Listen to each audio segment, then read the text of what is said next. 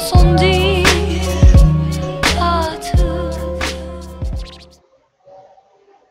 What is going on, jerk faces? It's your boy Andy, and you're watching Nocturnal Transmissions, brought to you by the Circle of Jerks podcast. It's a conversation you could be having during the day, but having at night. Yes, your eyes are not deceiving you. We do have a newly designed set by yours truly to go with the redesigns of the new thumbnails that we rolled out this past weekend. I guess we can get into that a little bit later. But yes, we are here again, Tuesday, 8-ish p.m.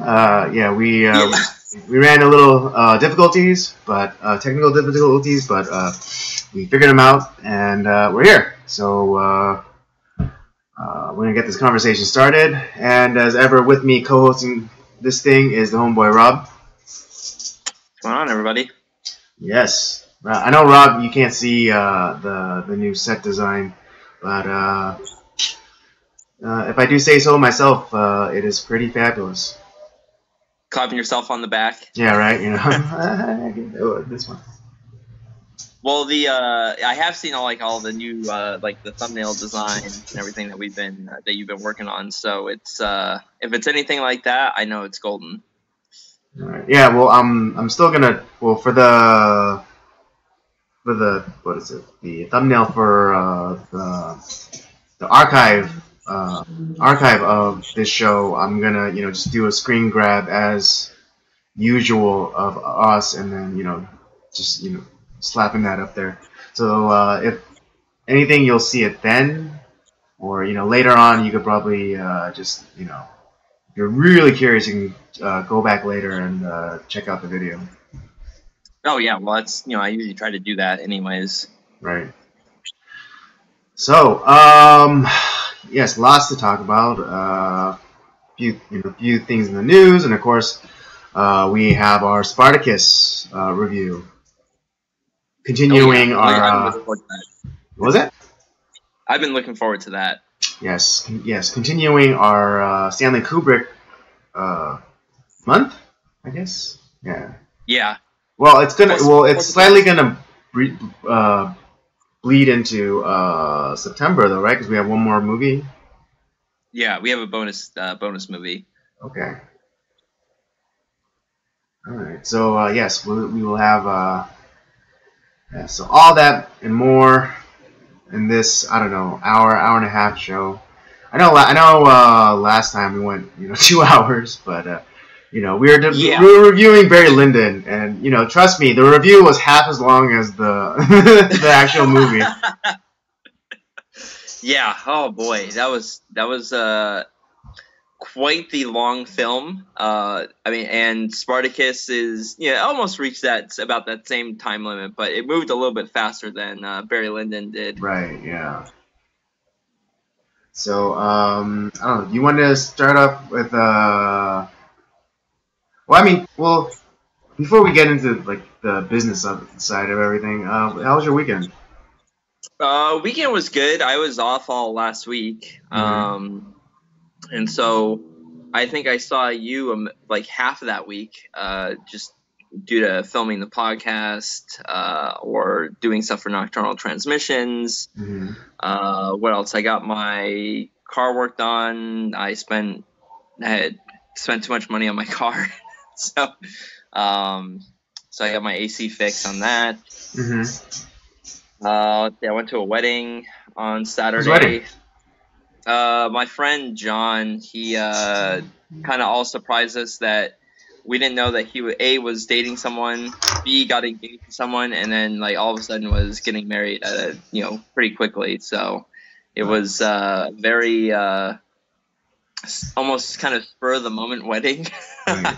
Yeah, no, I know someone like that too. I always joke with him that the only way I'm gonna find out that he's gonna get married is he's gonna call me up one day and kind of just sandbag me. He's like, "Oh, how's it going? Great." Say, "What are you doing Thursday?" I'd be like, "Nothing. What's up?" He's like, "Oh, I'm getting married." And it's like, what? Yeah. So that's what else did I do? That was pretty much it. It was just mainly doing stuff around the apartment, getting my car worked on, going to that wedding, and then it was mainly podcast stuff. That's pretty much all I did during the week. And then I've been doing some gaming as well. I'm trying to finish up a very difficult game that I had not. I had not played it before, and the first Mega Man on Game Boy. I had never played it before, and it is one of the hardest games I've played in a while. And so I'm about halfway through it. Yeah. Man, Mega Man. I haven't. Wow, that takes me back. I remember, well, mainly because whenever my cousin would come over, I would never be allowed to actually play because, like, he would just take over the thing, and I just have to sit there and watch him play. I see. But yes. But yeah, I do have. I mean, I still do have fond memories of Mega Man. So. Yeah, it's one of those series where it's. I never owned any of the games as a kid, so I've played them later in life through the there's several Mega Man collections that are out there on like PlayStation, all those things. So I've been trying to run through all the NES and early and the Game Boy titles. But man, it's a difficult series. You feel accomplished when you beat one of them. I remember when I played the very first one. I beat it a couple of years ago, and I was playing it and also watching a live stream of someone just another gaming live stream, and I remember I got through all the way up to a certain point in the first Mega Man, but unfortunately I missed an item that I was supposed to get, and so I was at kind of pretty much at the final boss, and I was like, oh crap, I forgot that item. I had to start all the way back at the beginning and play it back through. I ended up staying up all night to finish that game, but I did it. Yeah, man. But it was such a huge I felt so accomplished. It was fucking finally I did it. Yeah. Well, yeah, because last game system I had was the Sega Genesis, and the last time I stayed up, I stayed up late to play a video game. I think was to beat Sonic the Hedgehog. Oh yeah. Yeah, getting all those Chaos Emeralds. Man, that was always it was rough. Yeah. Those games are hard, man. Yeah. But for Sonic 2, I remember there was the code to become Golden Sonic and basically become immortal. Yeah. And so I did utilize that. I'm not gonna lie. Oh, of course, you gotta at least try it once. Yeah, but yeah, I remember man, I wish I had done it. I wish I had timed myself, but I remember breezing through the levels. And but yeah, no, it's there's a certain I don't know, pride in beating those really difficult games. It's just man, whew, that was it's an endeavor. Absolutely. But yeah, you weren't the only one to attend a wedding this past weekend. Two young people I know, tied the knot. One, the groom, I was actually his Bible study teacher for a few years. And then his fiance, or now his wife, I met a while ago, and it's always. She's a very lovely girl, very sweet, but Yeah, like yeah, she's a very fun and interesting girl. That's always got to make you feel a little old, like when people that you used to like teach at church, like now they're growing up and like getting married. Yeah, no, I mean without a doubt. I mean there's like I think I told you this, but that time I ran into one of my old students at the market. He was working the fish counter. And I was just, he's like, I know who you are. I was like, what? And then he's like, yeah, he used to be my teacher. And I'm just like, oh, holy crap. Yeah, He's like, I yeah, was it's like like, I was instructing, I used to instruct you in math and reading and stuff like that. And now, you're behind this fish counter. You're holding a job. You're going, yeah. It turns out, yeah, he was working there, and then also going, I forget, part time or full time at a local community college, and I like to think that I had some part to do with the successes in his life. yeah, I think that we all do, like, play a small role in you know teaching these guys. I remember like all of my old students, now they're getting graduating college. A few of them are getting married now, or if they're not married, they're getting married. And they're all doing fairly well. And a majority of them are still churchgoers, which is also kind of a pretty amazing thing. And yeah, now it's like I have a new generation of people that I'm teaching, and it's definitely different now than it was back then. But I also have a lot more to share with them, and a lot more experiences to share with them, and hopefully that helps them. Right. Yeah. What is it? Like my pastor's kid, he's like 16 now, and like I used to like I used to carry him around in my arms, and now he's like this big gross teenager. I was like, what the hell happened? Yeah. But it's interesting because he himself is also like very involved, and he has a great heart for young children, and he has a great rapport with some of the younger children, and I like to think that I had a part in that. Just being there, being like a big brother figure to him, and showing him how to show love. And so Yeah, then definitely. in like him, and then so he in kind does the same for the younger kids, and that always makes you feel good. Yeah. So it sounds like it was a pretty good weekend for both of us. Yeah. Yeah. Oh, And then I forgot. I wanted to talk about this with somebody, but I guess I'll share it with you and whoever happens to stumble upon this live stream. I love how you put that. It's like, well, I want to share this with somebody, but I guess I'm stuck with you, so I'll share it with No, you. I mean it's just I don't know what happened, like what, but no, I specifically want to share with you because I think you'll appreciate the story. Okay. So so I went to this wedding, and the best man and the maid of honor give their speeches, and you've seen Wedding Crashers, right? Oh yeah, absolutely. Yeah, Rachel McAdams' character. Yeah.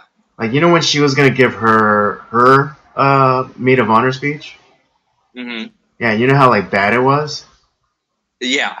Yeah, it was like the maid of honor's speech at this wedding was on par with that.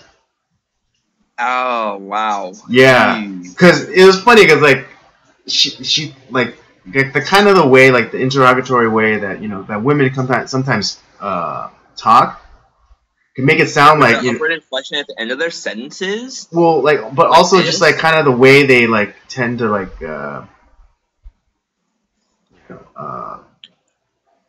because construct or put like emphasis on certain parts of phrases to make something sound a certain way, even though they weren't intending to, like kind of either condescending or right. or mean spirited. Well, yeah, that's what this was. Because I can't remember like too many specifics, but I remember she was like sharing like kind of like personal like inside kind of stuff in her speech, but it sounded like she was throwing them under the bus.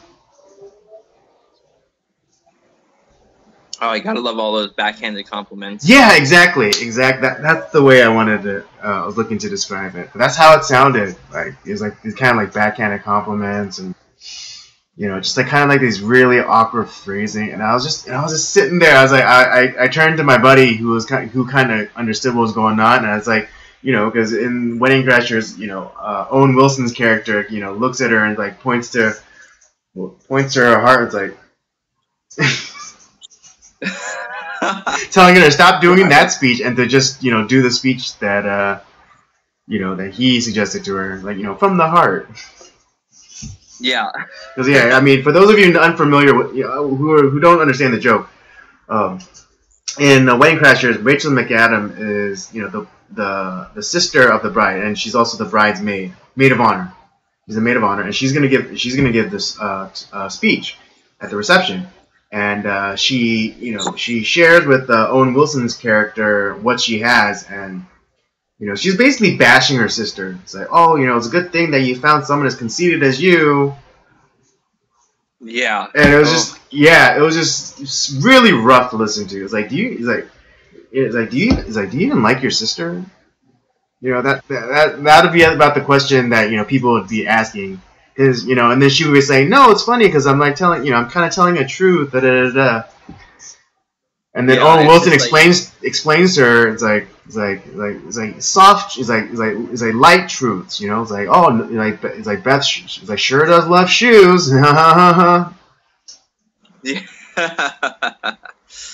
Oh man. But you can't do like hard truths like, oh, where this person like is it snores, or this person constantly parks in like handicapped spots and like steals balls from small children. There's no way to make that light, Nope. So yeah, the maid of honor speech at this wedding very much reminded me of that scene from Wedding Crashers. Yeah, and I wanted to talk about it so bad with somebody, but like it kept slipping my mind, but then we were talking about what we did over the weekend, and just kind of jogged my memory. Oh my gosh, that would have been hilarious. I wish I was there. I know. I turned to my friends like, does she even like this girl? Oh boy. Oh man, too much awesome. Well, let's get into some of the terrible news from the weekend or this past week. Okay. I mean, what? I'll go with the. We'll start with Jacksonville. Like what happened in Jacksonville? Right. Yeah, because mine is a little bit more lighter. Yeah. Okay. So, we'll start with the heavy stuff first. Yeah. Let's just rip the Band-Aid right off. I know. Right? So after you. All right, so if you don't know, on Sunday there was a Madden tournament, which is for those of you who don't know, it's a game that's either on PlayStation, Xbox, EA Sports I think was throwing the event, and it was the top Madden players around the country that were coming together to play in this tournament. There's prizes, there's money. And during the competition, there was someone that came in and ended up shooting up the venue, which it's awful, and it's a tragedy all around, and unfortunately, some people, not too many, but still, people were killed. Which is if anyone dies or gets hurt, it's a tragedy because there should have been a little bit more security, or at least something at this event. And what unfortunately comes place with a lot of these tragedies is instead of a time of mourning, it's the typical runaround of the same shouting points that get bantered about.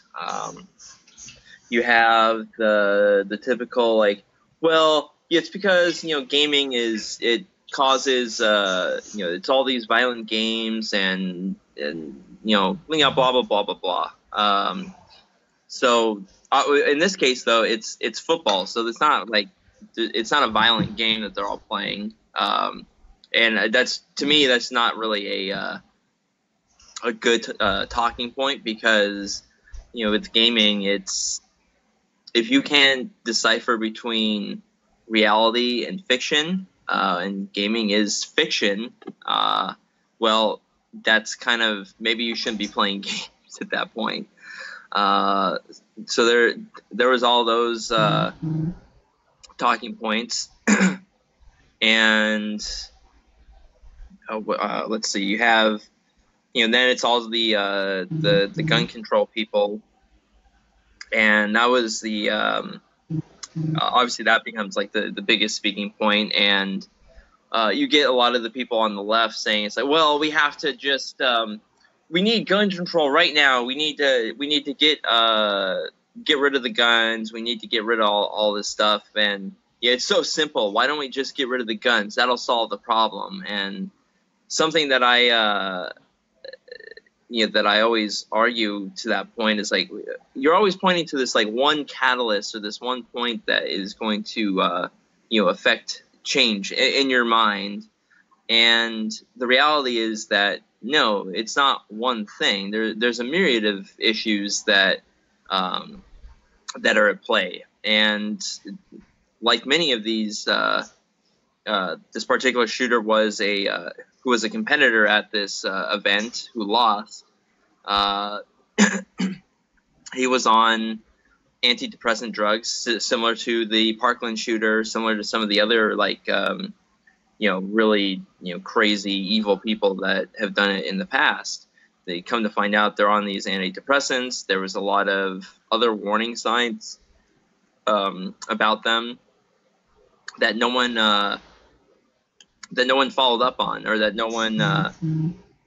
And to me, I think that's that's a bigger issue than the gun issue, because these type of people, it doesn't matter that, okay, let's say we ban guns. Well, these people are going to find some other weapon or some other way to enact their evil on the world, but no one wants to talk about the pharmaceutical aspect, the what's going on with the type of medication that they're taking. They don't want to take that into account. I haven't heard one story on the mainstream media that talked about how he was on this heavy medication that pretty much cut out any sort of empathy or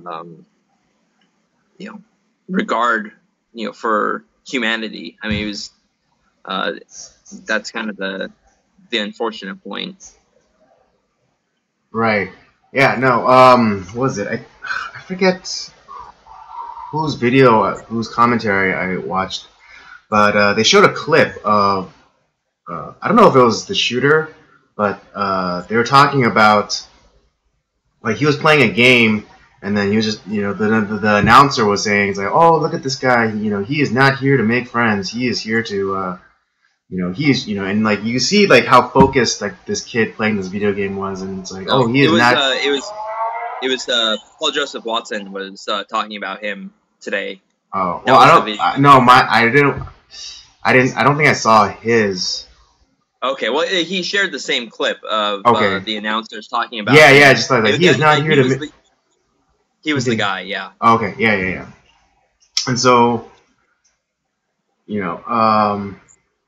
just the way that clearly he was displaying antisocial behavior prior to this incident.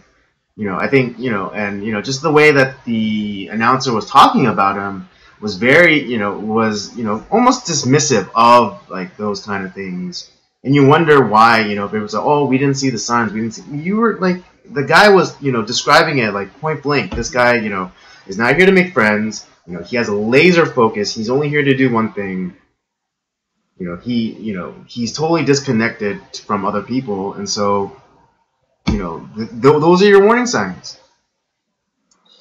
You know? Yeah, and that's it. That's and there's always a little bit of that fine line when competition is involved. Like there's always a little bit of a fine line. Like yeah, you want to win, but I think the you know, the difference with this particular person over others is that, you know, at the end of the tournament, you know, no matter, you know, if I, you know, I'm just speaking to me, of course, but I think in general this is pretty true, is that even at the end of the competition, unless you've been wronged in some way, win or lose, like I can still at the end of the day shake hands with my competitors, like, hey, you know, good job, you know, this guy like obviously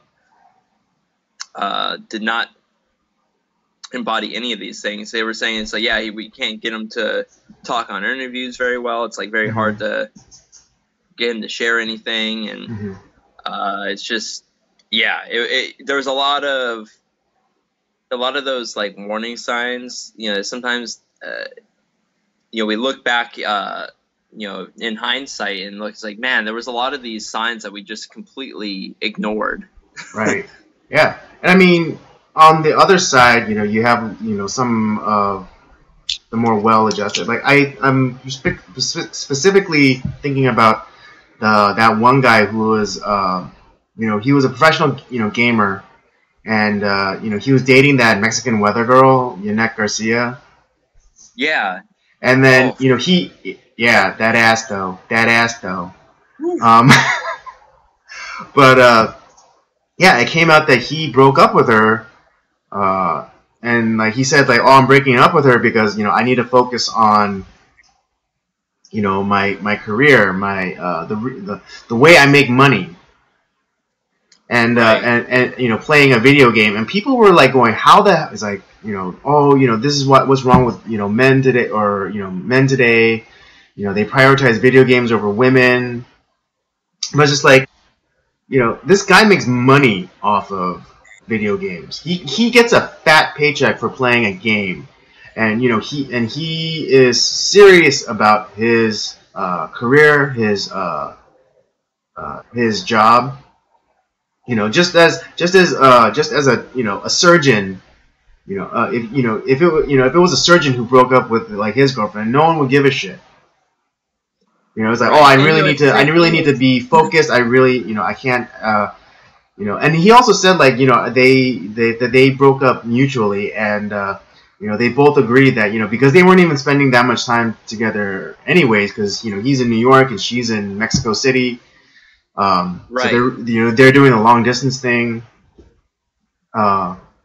And like, yeah, and like, you know, they, you know, of course they quickly brandished the label of crazy onto him, but then also like but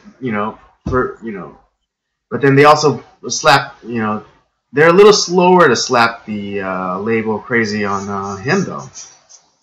Right, and if the you know, the script was flipped, and like, you know, she left him to pursue like her career, and obviously she was serious about her career too, which is good on her. Yeah, because I mean, yeah, she does the weather, and like she also does like and she also models.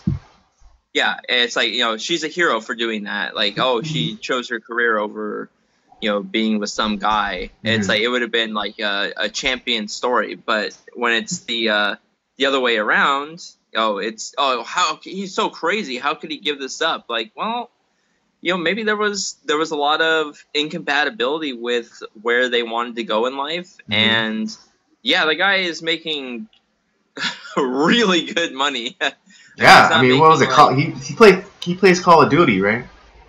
Right, and it's like he's not giving out $10 hand jobs. I mean, he's making at least like 10 times more money than I've. Yeah, he's easily making 5, maybe even 6 figures. Yeah, I mean, to me, that's in the gaming world. That's the crazy part, where these guys they're so good at a particular game that Mm-hmm. they've invested all this time into one game and have turned it into a career. And obviously, for any gamer, that's the dream. I would love to make money playing games, Mm-hmm. but I'm also like, when it comes to like the top tier of gamers in the world, man, I don't hold a candle to those guys in talent. But yeah, these guys are the top level gamers are, yeah, they're making some good money in the esports realm. Mm-hmm. You have your Call of Duty guys through their like YouTube stuff, their competitions. They're making quite a bit of money. You have the Madden guy. Any of the sports games are big. Mm-hmm. You have a lot of the like League of Legends or any of those RTS real time strategy games where people are actually like getting injuries. They're oh, this guy, he can make 87 like keyboard movements like within a second or something like that, where they're actually getting like torn like knuckle ligaments or something crazy like that, where they're getting injured. Like, will this team be able to compete now on in the field? So it's crazy that people get that good at one game, but that's all they play. Right. But yeah, it's I mean, but do you think it's unrealistic to expect these athletes to be like the old timey like sports stars and be good like in giving interviews and things like that? Well, I think it's also that's tough because you have to I wouldn't say that all in certain cases, yeah, most of them are, I think, pretty decent at doing that. It does take practice. It's a lot of sports athletes actually practice how to interview and come off better on camera, because it doesn't come naturally to everybody. Mm-hmm. Well, then in some cases you get a lot of people like similar to unfortunately like the shooter, where they're not, the social skills aren't necessarily developed very well, and then people are like, oh well, he doesn't converse very well, he's very into himself, and then they blame games for that. Oh, well, I play games, I'm active, I talk to people regularly. I don't let it completely consume my life. It's an aspect, but yeah, I don't know. That's tough because everyone's different. If you don't do like a lot of interviews, it's you can kind of come off as very awkward and just someone that doesn't really want to, like, oh yeah, I don't think he's not a good interview, so like they end up not getting interviewed again. So I think a lot of times it just, like with people that aren't used to it, it takes practice. You just have to have practice. Right. I mean, yeah, most people think that they, as soon as the camera comes on, then they'll be fine. But even when we started doing this, and the podcast, we weren't exactly what is it, Walter Cronkite or Yeah. It took some time, and we've gotten a lot better. We definitely gotten There's a lot still like a better, lot of but things there's I want to still improve a on. lot of room to improve.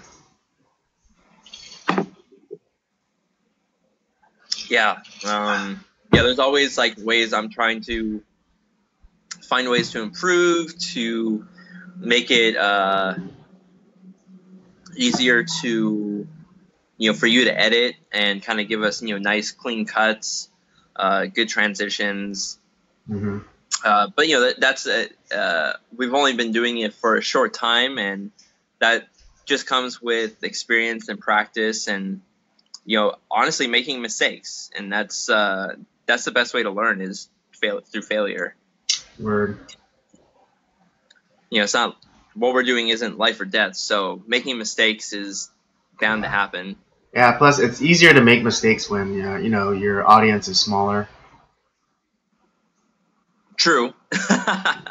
Yeah, and I mean, I admit that. I'm not gonna be like, oh man, we have so many subscribers. We don't.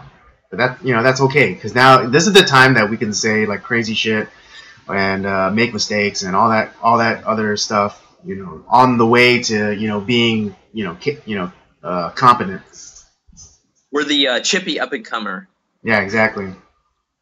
We're the upstarts. Yeah, but to bring it back to the topic of Jacksonville,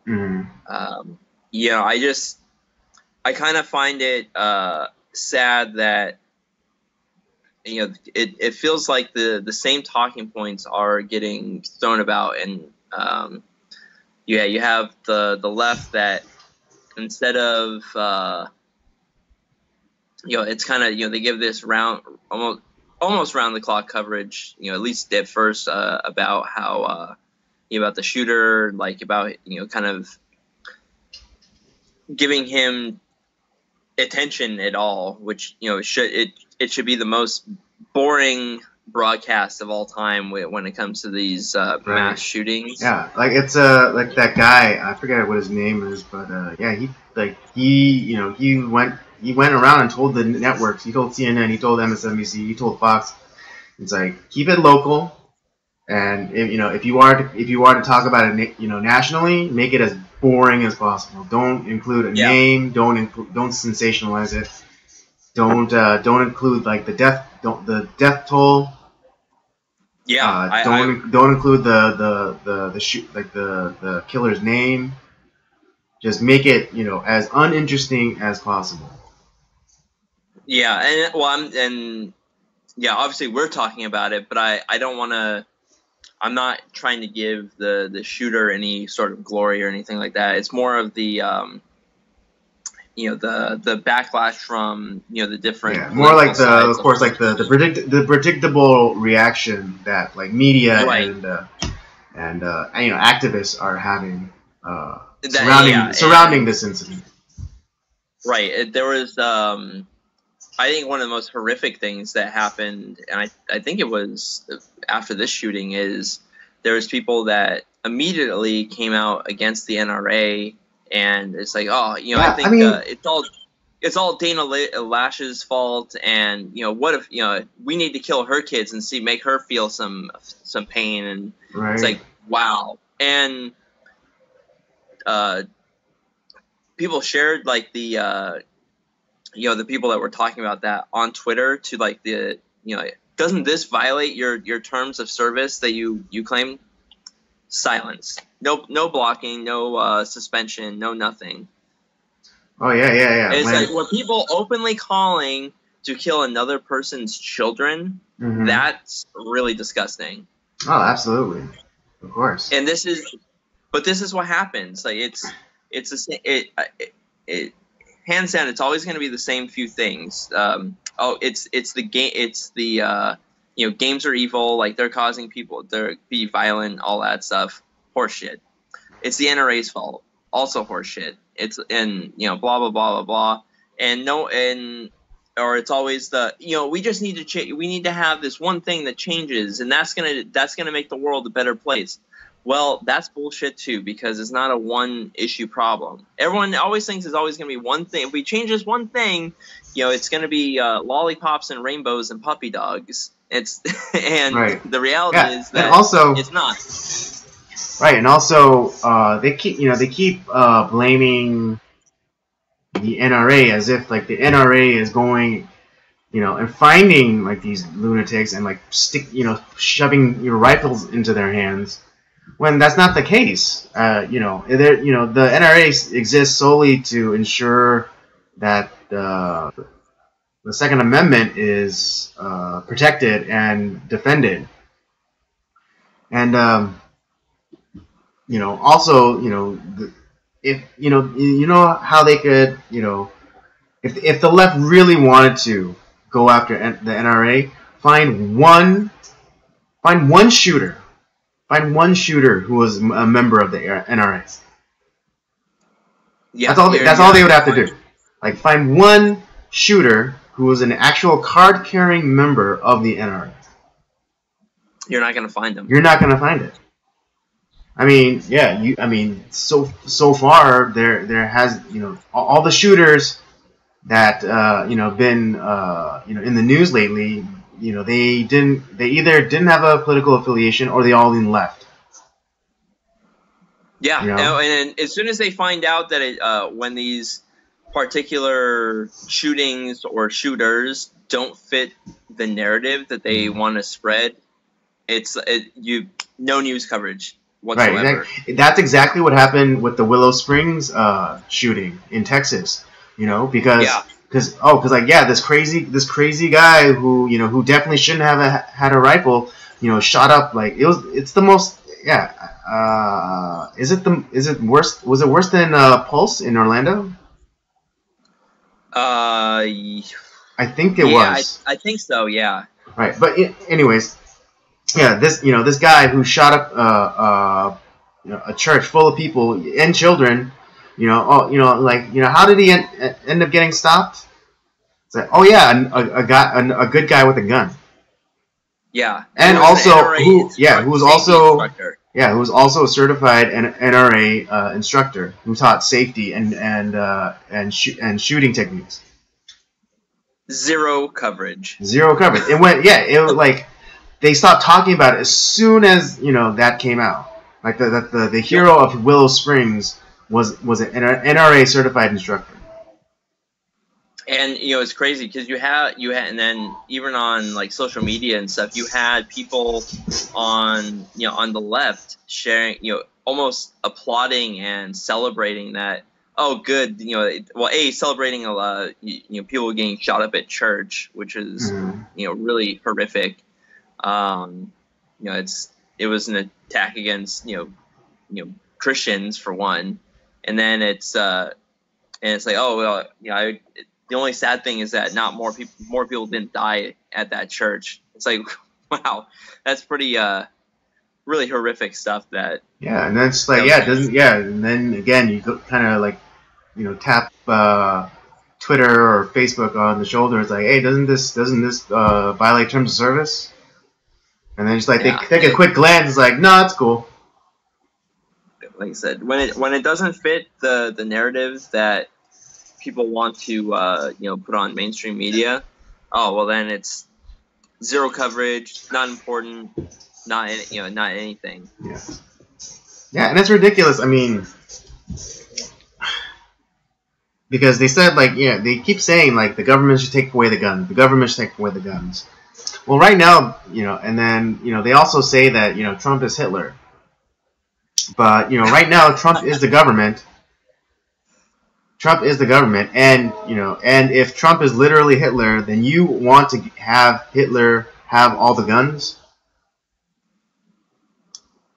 Yeah, well, that's the logic for you.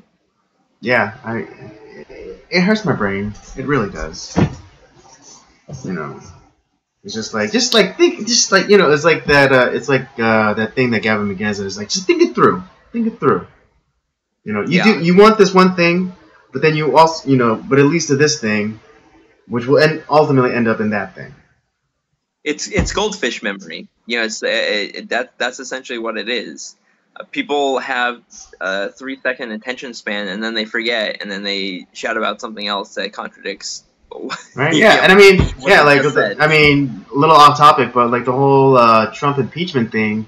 It's like, okay, so you impeach them. It's like, then what? Then you get President Mike Pence. Yeah, and who you say is even more evil than... Yeah, you say is even more evil because he wants gay conversion therapy, mandatory, and he wants to bring prayer back in public schools. Oh, God. And before that, it was it's always the next person that they don't like is he's the most evil person ever. It happened to Mitt Romney, it happened to McCain, it happened to George W. Bush. It's so on and so forth. It's just pretty much. Yeah, crazy stuff. Crazy stuff. But I don't want to give that shooting any more coverage, even with our small viewership. It's like I'm not gonna Wait, was he applaud that killed? anymore. He was killed, right? I believe so. Yeah. Okay. So we can celebrate, which it's at least he's dead. But yeah. But the thing is, I really think that the issue that is a hand that does not get talked about enough is that I think it's nearly all of these people have been on some sort of antidepressant medication that is fucking up their minds if they weren't already fucked up to begin with, and it's altering where they have no empathy, no emotion, no nothing. They're just a vessel at that point, and to me, it's a vessel of evil that. But I think a greater issue is a lot of these shooters come from fatherless homes. I mean that's another aspect too. That also doesn't get talked about enough either. Yeah, I mean, like Nicholas it's not Cruz, just one thing. the Aurora guy. Yeah, Parkland, Aurora. What else? I'm not saying like they're all, but vast majority of these shooters come from fatherless homes. Yeah, and like I said, it's not one thing. I'm not saying it's just the medication, but yeah, it's the bad home situation. It's there's no. To be honest, there is a huge attack on males and masculinity.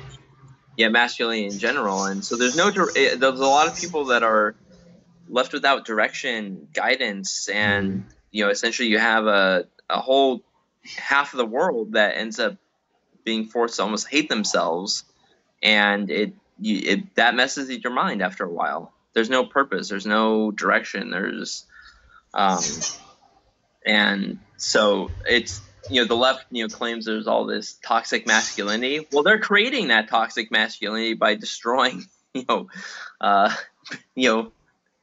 manhood.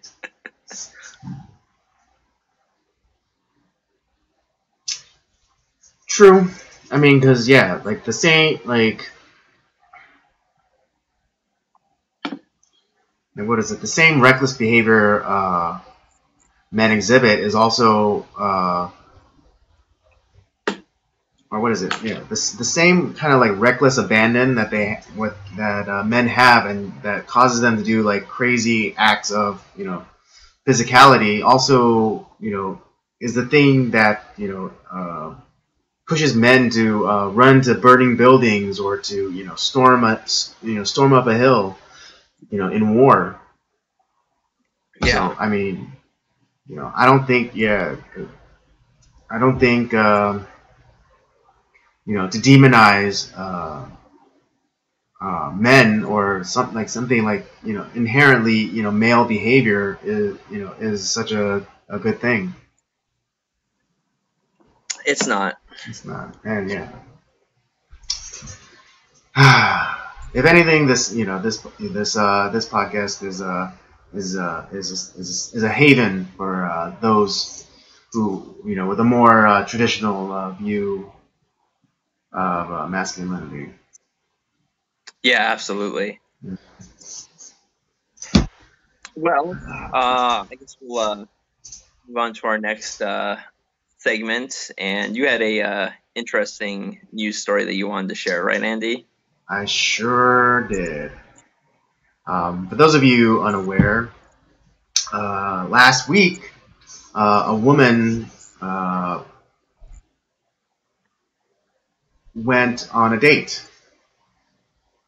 in New York City, and that might not sound particularly amazing or unique, but she went out with but the woman in question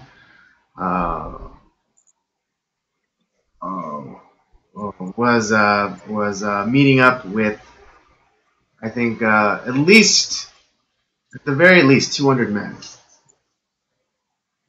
Jesus. And I forget like the actual number, but it's about there. It's about in the hundreds. And the reason why she did this was to do a social experiment about the difficulties for women to be on these dating apps. You know, and you know it you know, and it was all pretty shitty stuff. You know, this girl was an absolute cunt of a woman. Because that's a pretty strong statement. I mean, okay, well, you tell me. As you know, all the men are there. You know, they think that they're here to meet this girl when, you know, in actuality, they're all here to meet the same girl. And then she goes up on like this, and then she goes up on this platform and then goes on to this diatribe about how, how hard it is for women to be on dating website, you know, or apps and da da da da. And then she begins to dismiss the men for completely arbitrary reasons. Like if you're under 5'10", get out of here. If you're wearing khakis, get out of there. If you're right leaning, get out of there. If you are a person of faith, get out of here. And then and you can, in the video, you can kind of hear some of the men's like, kind of like objecting and shouting out, "This is bullshit! This is bullshit!" And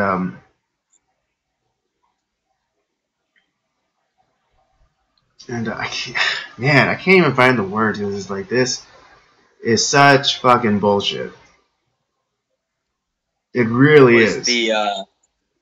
Well, with this particular person, yeah, it's kind of like she essentially lured these people into a her own her own bachelorette reality show. Well, yeah, that's probably what she wanted to live out. And, yeah, exactly. And you wouldn't believe it, because she this was a long time coming. Like, she's set up like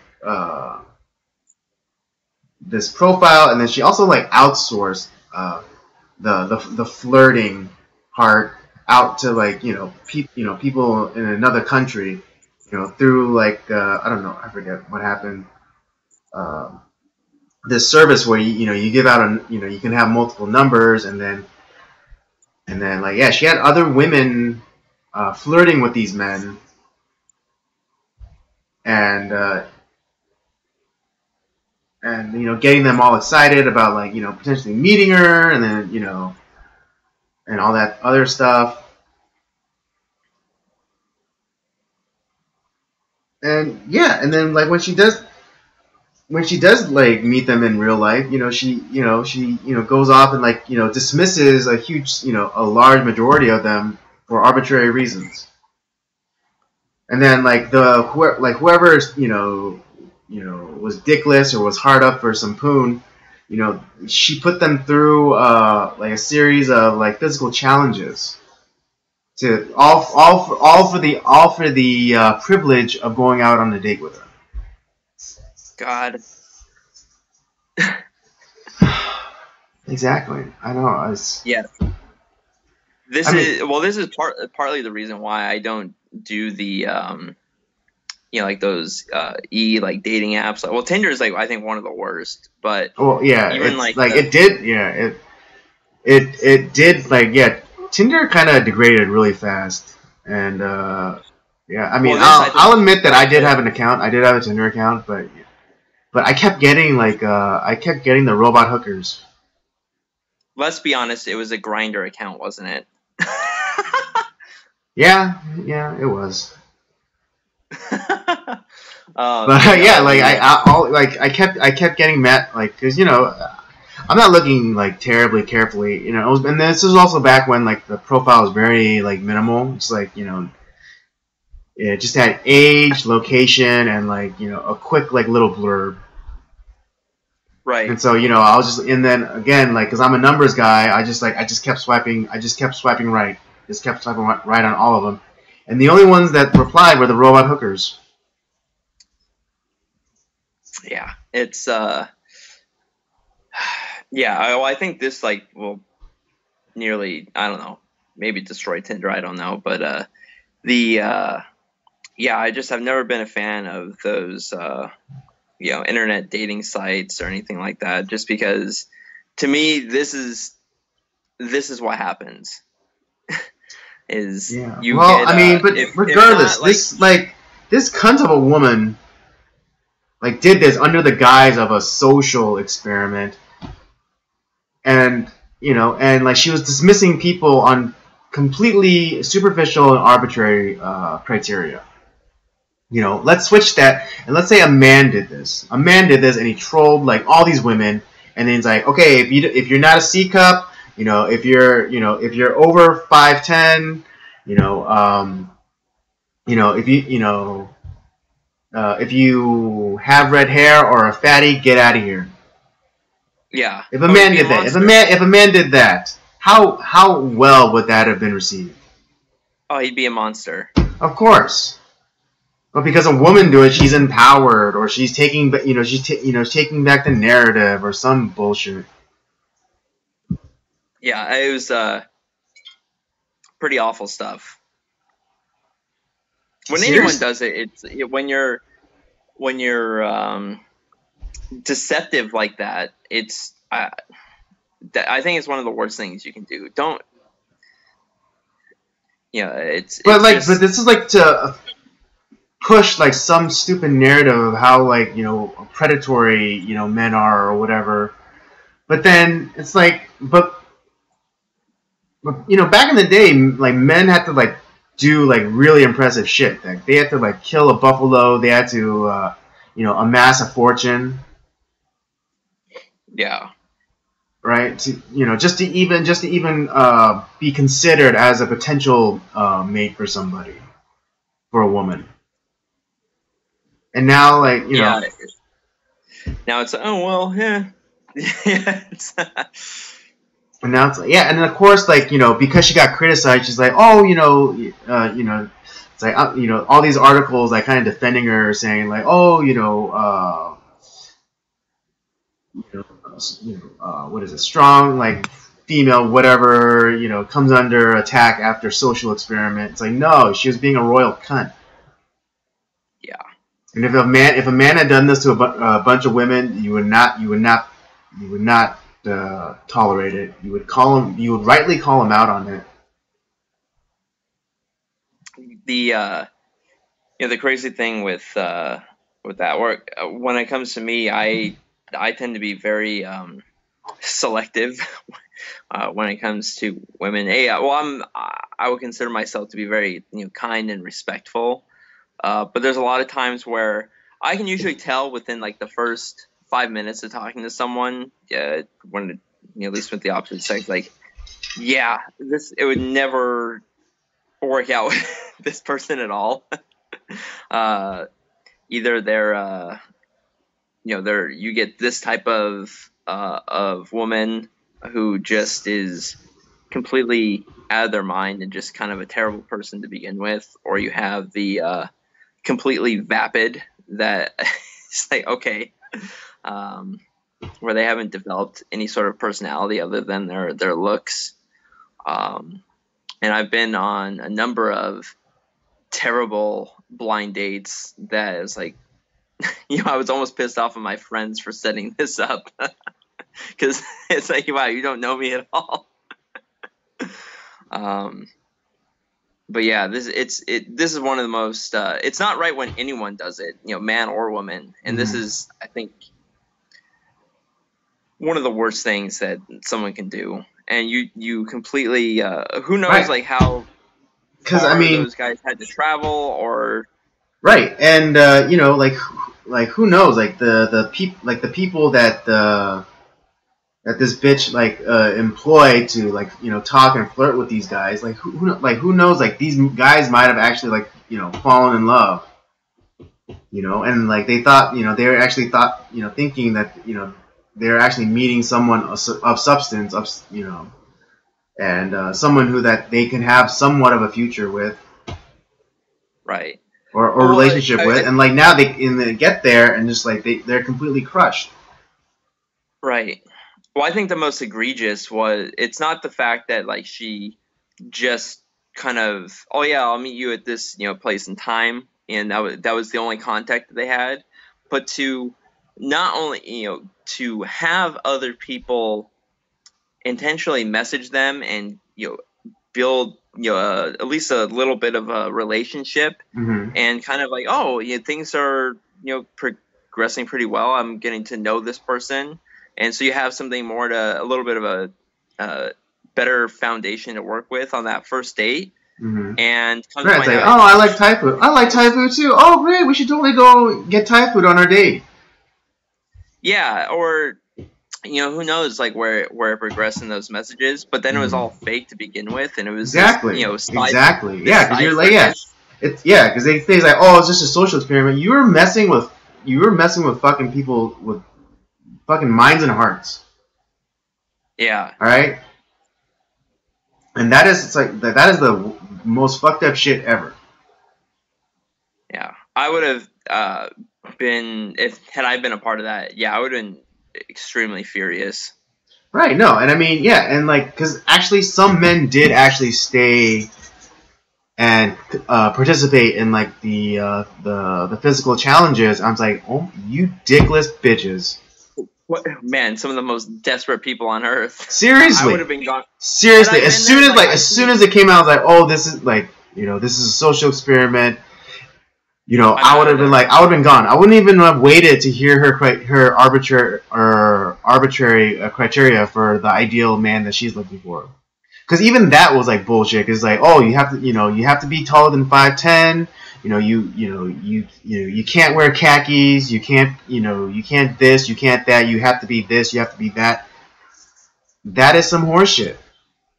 She would have gotten the double bird for me, and I would have gone home. Yeah, but I mean, like, I wouldn't even have let her get to that point. I would just be like, this is a social experiment. Fuck this shit, and I would have been gone. Yeah, it's man, really terrible stuff. Yeah. People are, and I mean, yeah, and like the person that the guy that she worked with on this, he was also the one behind the catcalling video. Oh Lord. Yeah, that video. I mean, for those of you who don't remember, I think like 3 years ago or so, there was this viral video of this woman walking through the streets of New York for 10 hours, like supposedly getting catcalled. But at the worst, the worst thing that she heard, or like at least that they showed, was like, a guy being a little bit crass. Yeah, and it was like maybe like 2 or 3 people that did that. But they also like showed like even sometimes where like someone would say, "Oh hey, how's it going?" Yeah, well, and like a guy who was just like trying to who tried, but kind of in a passive way, and then like she wasn't, she just kept walking and was like, "Ah, God bless," and and then another one, he was just, like the guy was like, "Oh man, you beautiful," but that was it. No one ran after her. No one tried to throw in the back of a van and rape her or whatever.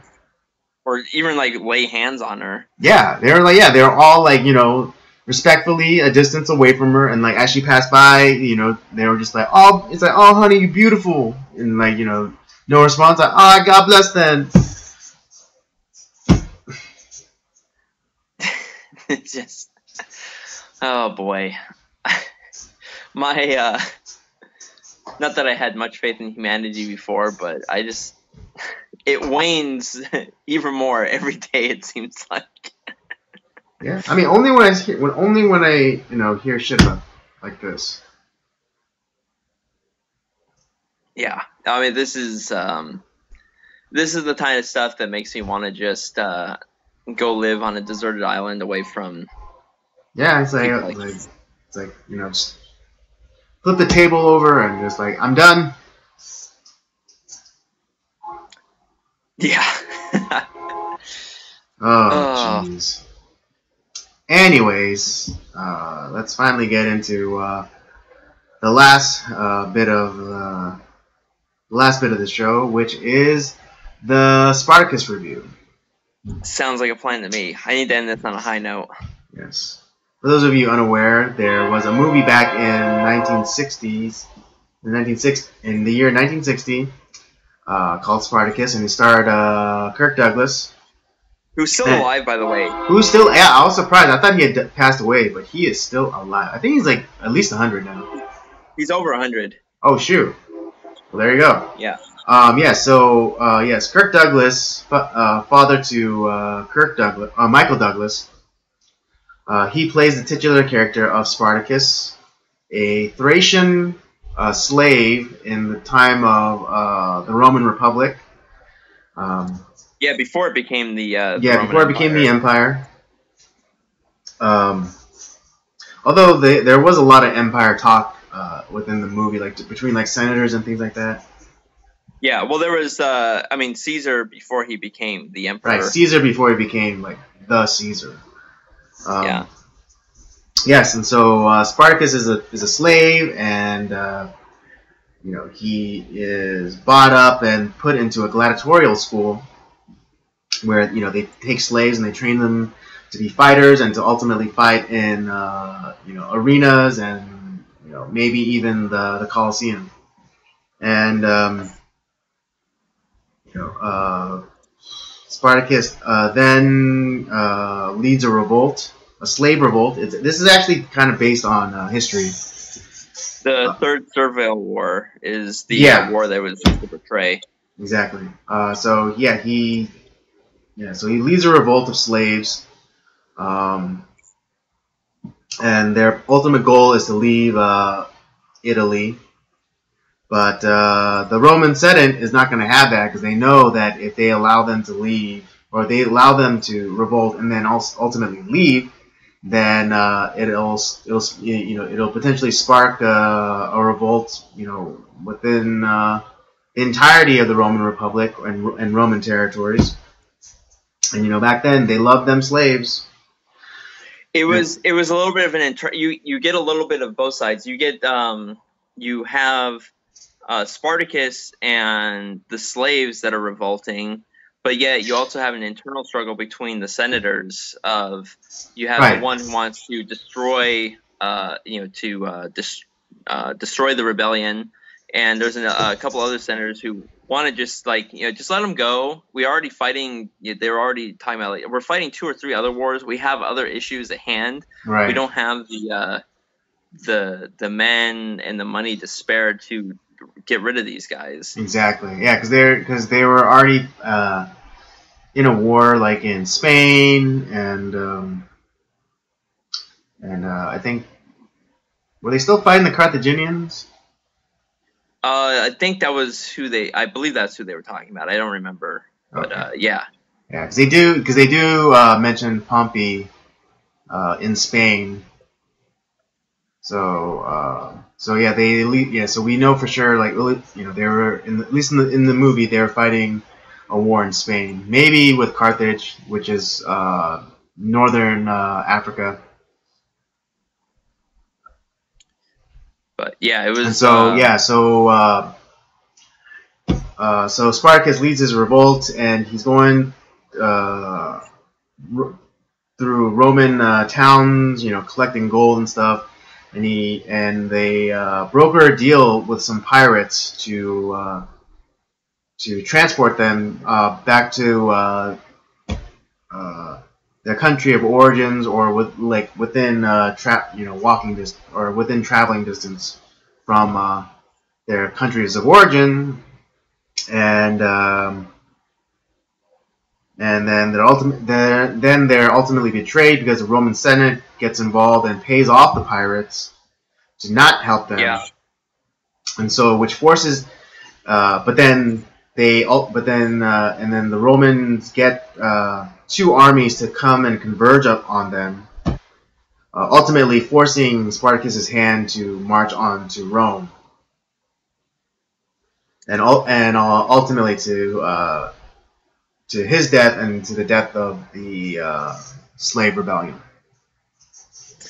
Yeah, and that all sounds very dreary, but of the Stanley Kubrick films that we've watched thus far, I think this one actually had maybe the happiest ending of them Right. all. Yes.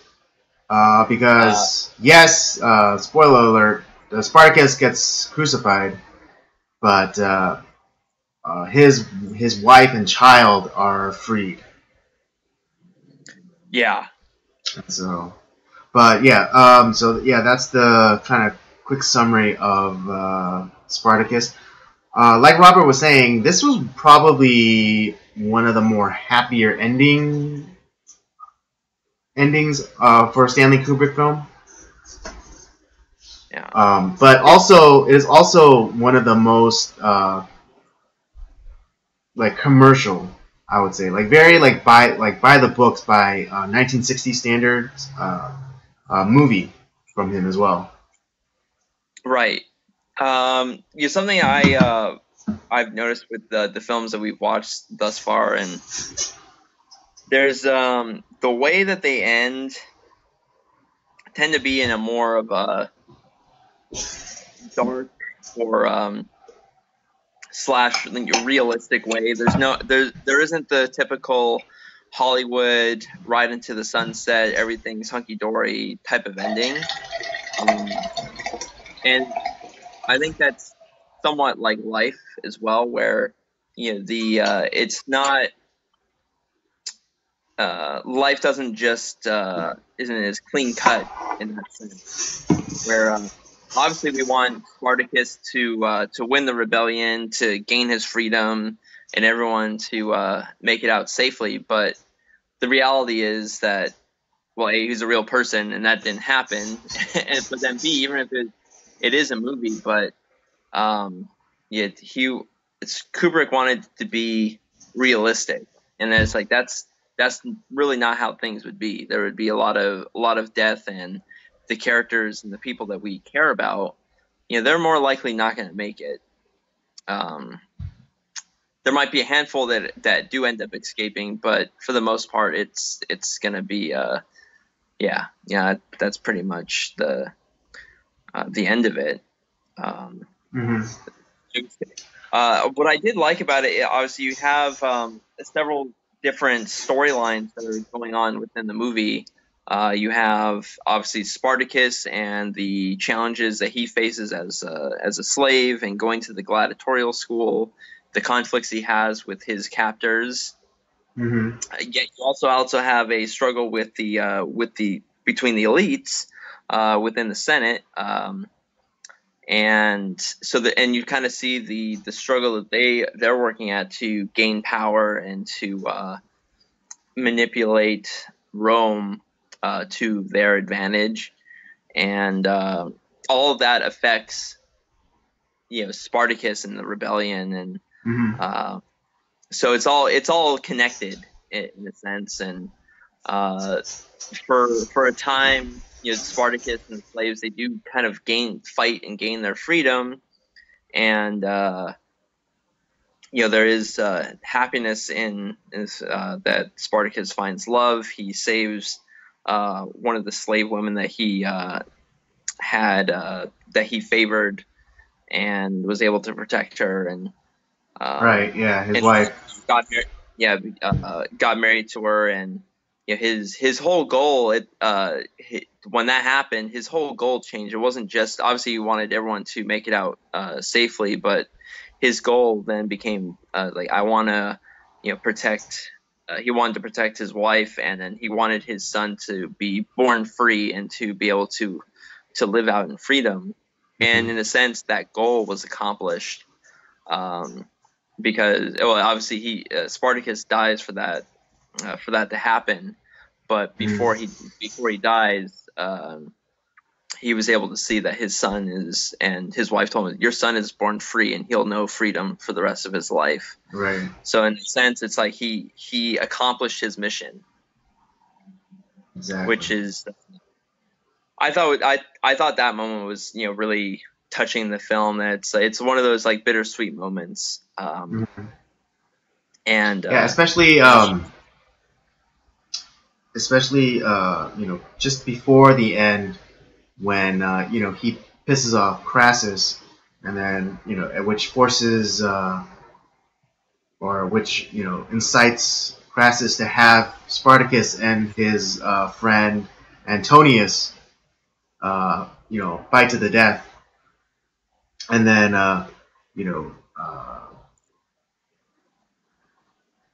each one is trying to kill the other like as fast as possible. As fast as possible, because the ultimate, like, the victor ends up getting crucified. And so, because they have such love for each other, they're each trying to kill the other, as quickly as possible. And they don't want to give them the joy of seeing them fight to the death. Right. And it was very touching when because Spartacus ultimately wins. I don't know if you want to technically call him winning, but he wins the fight. He kills his friend Antonius, and like the exchange just before Antonius dies is, I think, also very touching. Where he's like, basically, Antonius says like, oh, I love I'll love you like the father that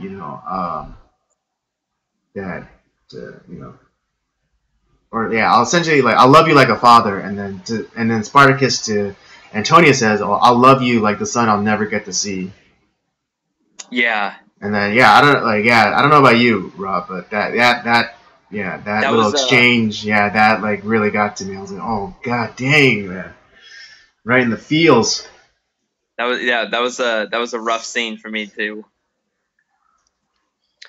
But then ultimately he does get to see his son, just before he dies, and so I think that is again another like great scene. Yeah.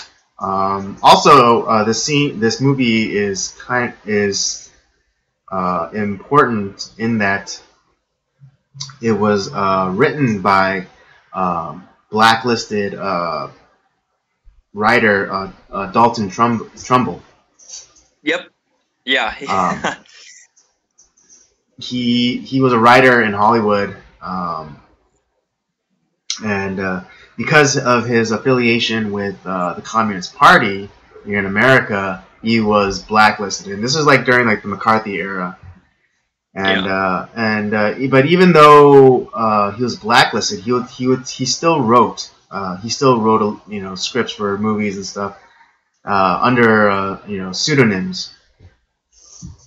And it wasn't until Spartacus that the whole era of like blacklisting ended, because Kirk Douglas stood up and gave Dalton Trumbull his the credit that was due to him. Yeah, and say what you will about that, but it's kind of it was a very well written movie. Yeah, it really was. I mean, as much as I'd disagree, with his politics, he sure knew how to write. Yeah, that's for sure. Mm-hmm. The thing I liked about the movie was it is get ready to have some snacks and drinks in your stadium pal ready, because it is a long one. Right. But it moves at a pace where like you don't realize that it's quite that long. Yeah, the pacing is really good. Hardly even. It's one of those movies that it's necessary for it to be that long, just because there is a lot of things going on in the film, but they're all like important. They're all important to the story. They're all important to how the characters develop, and I didn't feel like there was anything particularly unnecessary for like a unnecessary scene or anything like that in the film. So while it is long, the pacing was good. I liked the character interaction. I felt like I was gonna say another great moment in the movie was like kind of in the midpoint, like just before just before the rebellion in the gladiatorial school breaks out. Spartacus has is paired to fight this guy that he has an interaction with previously, and and the other gladiator isn't able to bring himself to kill Spartacus, and that ultimately leads to his death at the hands of the Roman spectators that came to the school to watch them fight. Yeah. Well, I think the other another great moment from the film. But like the reason why, I'm sorry, I got distracted.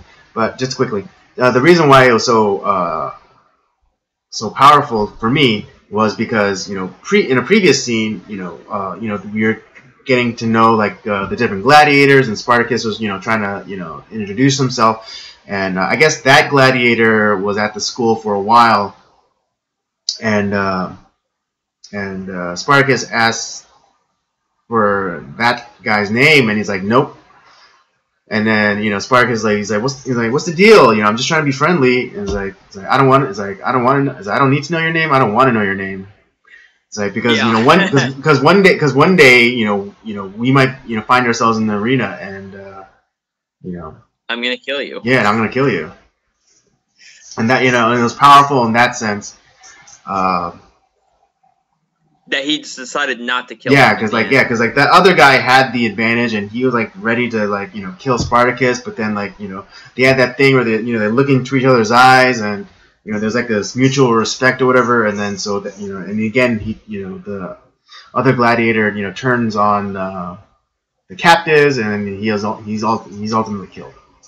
But I think it was very powerful because even though they weren't technically friends, they that other gladiator was like, why are we killing each other?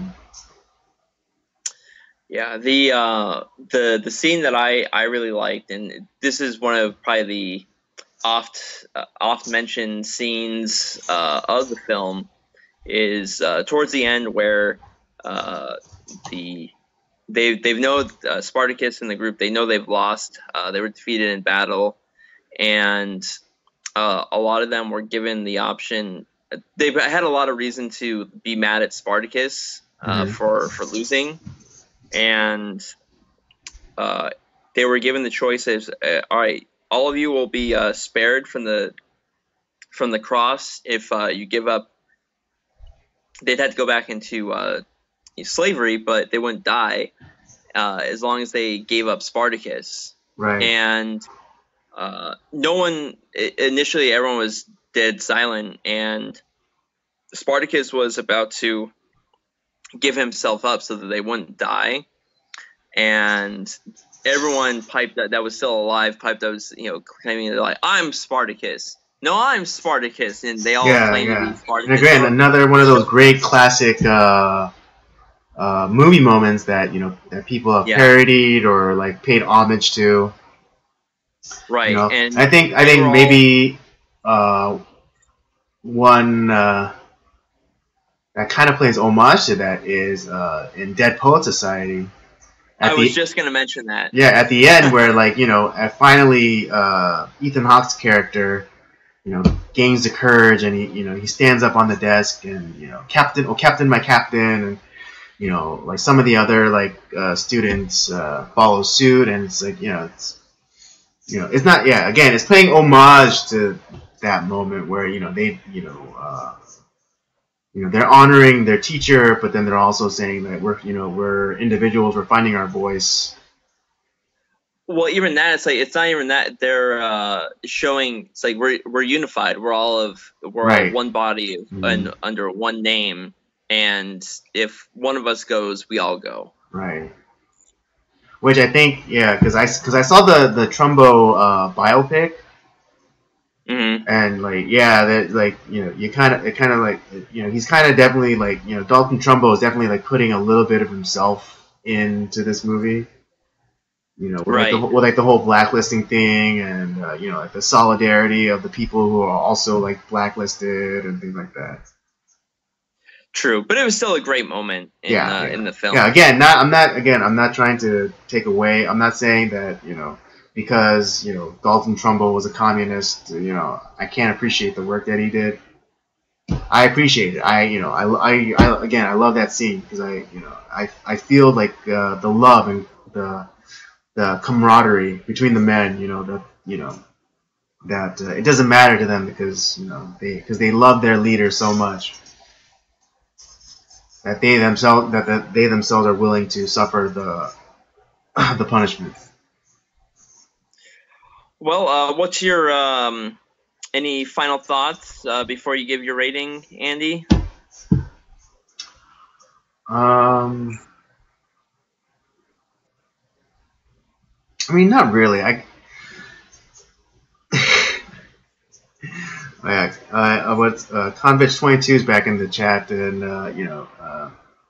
he really digs Spartacus, and then he commented, "Damn commies." Yeah. Well, so every once in a while, they capture a crumb and they create something pretty decent. Tetris is one of those. I know, right? One Tetris. Of those things that was made by a commie. Exactly. But every once in a while, they'll catch a little bit of a crumb and they actually make something good out of it. Right. Yeah. I just have to say that this is I really like this movie. Again, this is like a sleeper Kubrick film. He actually doesn't include it in his canon. Probably because of the kind of paint by numbers kind of commercial feel that it has. Like it was very, you can if no one ever told you that it was Stanley Kubrick, you wouldn't believe. I've known of this film. I haven't seen it before, but then when we were coming out with the movies we were gonna watch in our Kubrick month, I was like, Stanley Kubrick is attached to this film, and I didn't believe it. So right. It definitely wasn't of the same ilk as some of his more better known works that we've seen. Right. And he may not have had the same type of control over this one that he's had in his other films. He didn't, because Kirk Douglas was the executive producer on this one, and then also Stanley Kubrick was a replacement for another director who had I forget who dropped out because of the first director was having too many clashes with Kirk Douglas. Yeah, that there was a lot of this movie ended up having a lot because Kirk Douglas was tapped to play Ben-Hur, but that ended up not working out. They ended up going with Charlton Heston instead. And so this movie got made in the sense that it's another Ben-Hur type of movie. Right. Yeah, I mean, it's a sword and sandals movie, and what is it? Yeah, it's definitely a sword and sandals movie, and it takes place within the same time period as Ben-Hur. Right.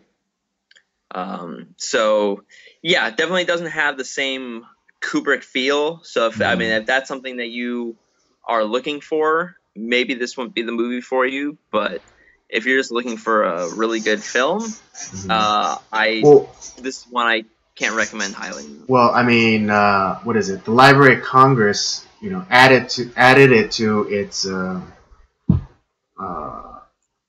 list of culturally significant works. Where they, I think they should actually saved a copy of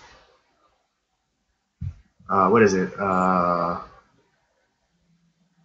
They saved an actual film reel copy of the film because of its because of its epicness and just its cultural significance. Yeah, it's a great film. Yes. Really quick, Convich 22. Yes, those are Patron bottles, really tiny ones. They're like personal shot ones. I got them at a wedding this past weekend.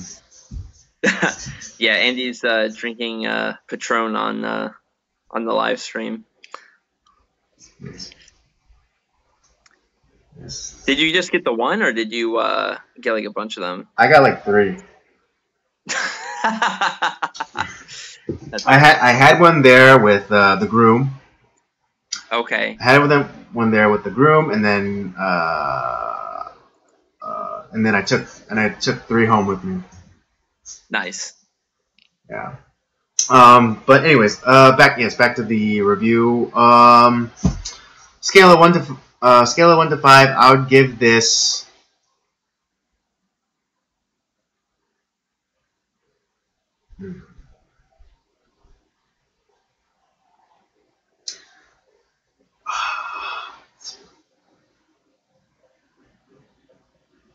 Like a 3 3/4, maybe a 4. Oh wow, that's lower than I thought you were gonna go with this. I had to say, for me, it was a 4.5. 4.5?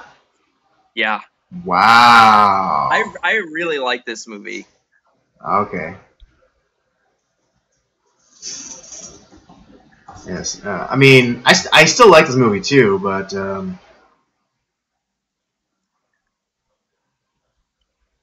I would say this movie is near my it came close. It's probably within my top 10 now. That it's what? This is, I would say, after watching this, I watched it a couple times actually. I would say this is probably in my top 10. Okay. Oh yeah.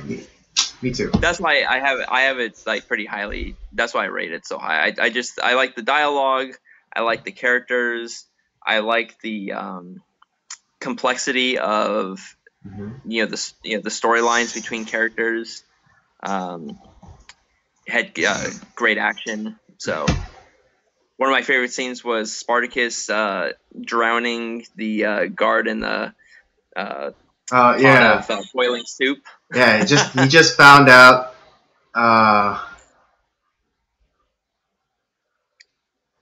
What is it? He just found out that the slave girl, Verenia, that was her character's name. Verenia was being sold off to Crassus. Yeah. Yeah. The senator. She was being sold to him, and then he's like, he lost his shit, and then attacked the head instructor, and and proceeded to drown him in a pot of boiling soup. Great moment. Yeah.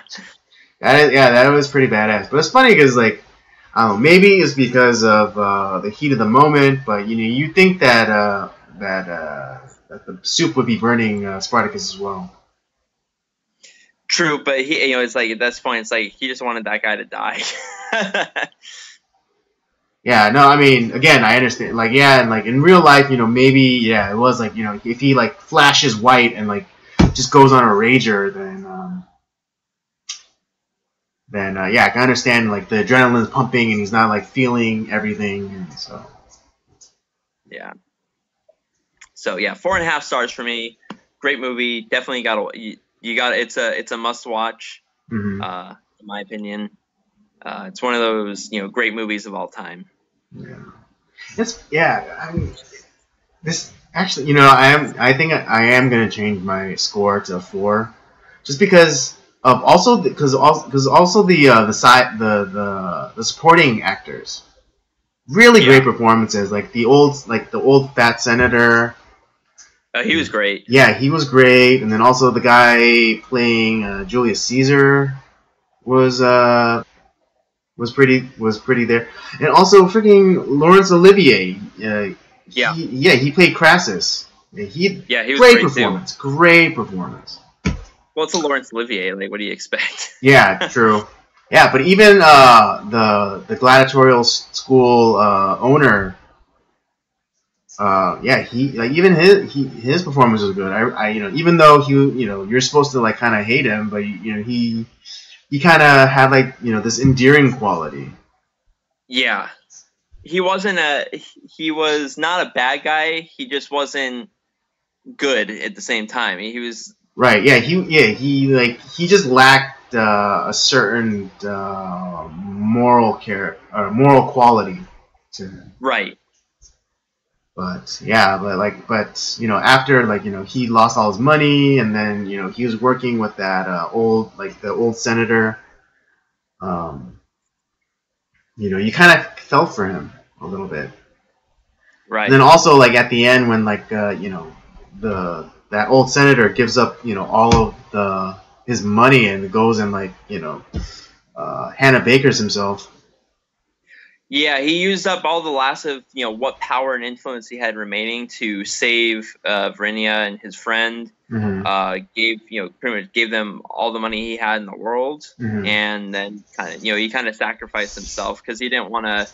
He felt like maybe in that way he was one-upping Crassus. Right. Yeah, because he was still sticking it to Crassus because they were they hated each other with a passion. And and he even what was it with Verena, he was willing to buy her even without having seen her just to stick it to Crassus. Yeah. Then that's why he ended up saving and freeing her. Right. Yeah. Because again, it would then it would have vexed Crassus, which it's So I mean, I think I would be kind of like that old senator, and I'd do something just to spite somebody. Yeah, it's just it was kind of a nice middle finger to Crassus at the end. Mm-hmm. Exactly. All right. Well, I think that'll do it for the movie review and for this episode. Rob gives it 4.5. I give it a 4. Definitely worth a watch. And as Robert advised, keep snacks and drinks handy because it is one of those. It is a long movie and it does have an intermission break. So just second week in a row we've had intermission. Exactly, yeah. Because last week when we watched Barry Lyndon, that had an intermission, and this week with Spartacus, it has an intermission as well. So just be aware. I think what is it? Next week is Paths of Glory. Yes. Yes. Also, Kirk Douglas is in this. Oh, that's right. That's right. Yeah. So, hey, Convich 22, if you want to, put in your 2 cents, watch Paths of Glory, and come back here. Come back next week, and get into the chat. Yeah, we'd love to converse with you. Word. All right. Well, that will do it for us tonight. I hope you were entertained. I hope you were delighted. I hope you were challenged. I hope you enjoyed the new set design for the show.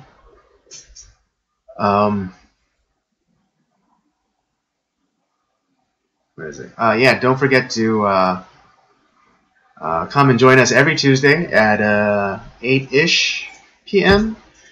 Don't forget to check out the library of videos that we have from the Circle of Jerks main podcast to Nocturnal Transmissions to Up by Up Down. They're all there. They're all quality stuff. Yes, don't forget to follow us on our various social medias. Twitter at PodcastCOJ and Instagram at Circle of Jerks Podcast. Well, for me and Robert, we say thank you, and we'll see you all next week. Take care. Sounds like a plan.